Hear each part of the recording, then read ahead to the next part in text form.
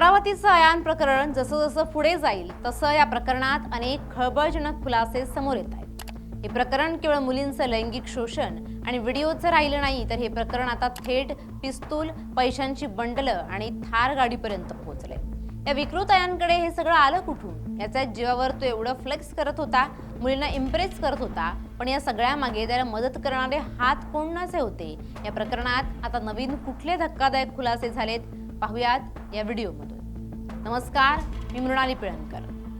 विदर्भातील अमरावती जिल्हा सध्या एका अशा घटनेने हादरलाय ज्याने केवळ पोलीस प्रशासनच नाही तर संपूर्ण महाराष्ट्रातील सामाजिक स्वास्थ्य धोक्यात आणले। परतवाडा येथील अयान अहमद या युवकाचा चेहरा समोर आल्यानंतर जे वास्तव उघड झालं ते एखाद्या थरारक आणि तितक्याच घृणास्पद चित्रपटाच्या कथेलाही मागे टाकणार आहे। एका सर्वसामान्य कुटुंबातील वाटणाऱ्या मुलाकडे आलिशान थार गाडी, हातात पिस्तूल, खिशात लाखो रुपयांची रोकड आणि बेडवर आयफोनचा ढीग आला कुठून? या प्रश्नाचं उत्तर शोधताना पोलिसांच्या समोर जे भयावह सत्य आलं ते पाहून तपास यंत्रणांचे डोळे विस्फारले। अयान अहमद याचे सोशल मीडिया प्रोफाईल पाहिलं तर ते एखाद्या मोठ्या गँगस्टर सारखा वावरताना दिसतो। काळ्या रंगाची थार गाडी, त्यात मोठ्या आवाजात वाजणारं संगीत, हातात बेकायदेशीर पिस्तूल नाचवणं आणि टेबलावर नोटांचं बंडल ठेवून त्याचे रील्स बनवणं हा त्याचा नित्यक्रम होता। सोशल मीडियावर आपली दहशत आणि श्रीमंती दाखवून तो तरुणींना आकर्षित करायचा, मात्र या झगमगाटाच्या मागे एक अतिशय काळं आणि अमानवीय विश्व दडलेलं होतं। मिळालेल्या माहितीनुसार अयान केवळ रील्स बनवून प्रसिद्धी मिळवत नव्हता, तर त्या माध्यमातून तो आपलं शिकार शोधत होता। त्याच्याकडे असलेल्या महागड्या आयफोन्सचा वापर हा केवळ स्टेटस सिम्बॉल म्हणून नाही तर अल्पवयीन मुलींचं चित्रीकरण करण्यासाठी केला जात होता, असा संशय व्यक्त केला जातोय। या प्रकरणातील सर्वात धक्कादायक वळण म्हणजे अयानवर लागलेले लैंगिक शोषणाचे आरोप। प्राथमिक तपासात आणि तक्रारीनुसार अयाननं अमरावती आणि आसपासच्या परिसरातील सुमारे 180 पेक्षा जास्त अल्पवयीन मुलींना आपल्या जाळ्यात ओढलं होतं। तो आधी या मुलींशी मैत्री करायचा, त्यांना आपल्या श्रीमंतीचा मोह दाखवायचा आणि नंतर त्यांचे आक्षेपार्ह व्हिडिओ बनवायचा। हे व्हिडिओ एकदा का त्याच्या हातात आले की सुरू व्हायचा ब्लॅकमेलिंगचा अघोरी खेळ।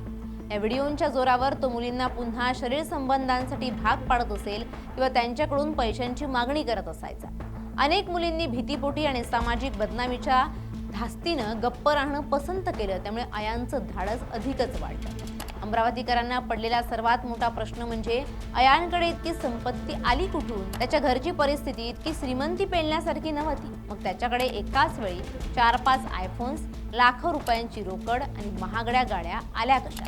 पोलिसांना संशय आहे की अयान हा एखाद्या मोठ्या संघटित गुन्हेगारी रॅकेटचा भाग असू शकतो। केवळ ब्लॅकमेलिंग करून एवढी मोठी मालमत्ता जमवणं शक्य नाही। यामध्ये अंमली पदार्थांची तस्करी किंवा मानवी तस्करी यांसारख्या मोठ्या गुन्ह्यांचे धागेदोरे असण्याची शक्यता नाकारता येत नाही। तसंच त्याला स्थानिक पातळीवर कुणाचं राजकीय किंवा गुन्हेगारी पाठबळ होतं का, याचाही तपास आता SIT करते। हे प्रकरण उघडकीस आल्यानंतर जनमानसात तीव्र संताप उसळलाय। परिस्थितीचं गांभीर्य ओळखून अमरावती ग्रामीण पोलीस अधीक्षकांनी या प्रकरणाचा तपास करण्यासाठी विशेष तपास पथकाची स्थापना केली। या पथकात अनुभवी पोलीस अधिकारी आणि सायबर तज्ज्ञांचा समावेश आहे। अयान अहमदला अटक करण्यात आली असून त्याच्याकडून बेकायदेशीर पिस्तूल, थार गाडी आणि मोबाईल जप्त करण्यात आले आहेत। पोलिसांनी त्याच्या मोबाईलमधील डेटा रिकव्हर करण्यासाठी तो फॉरेन्सिक लॅबमध्ये पाठवलाय। जर त्यातून 100 मुलींच्या शोषणाचे पुरावे मिळाले तर ते महाराष्ट्रातील आतापर्यंतचं सर्वात मोठं शोषण प्रकरण ठरू शकतं।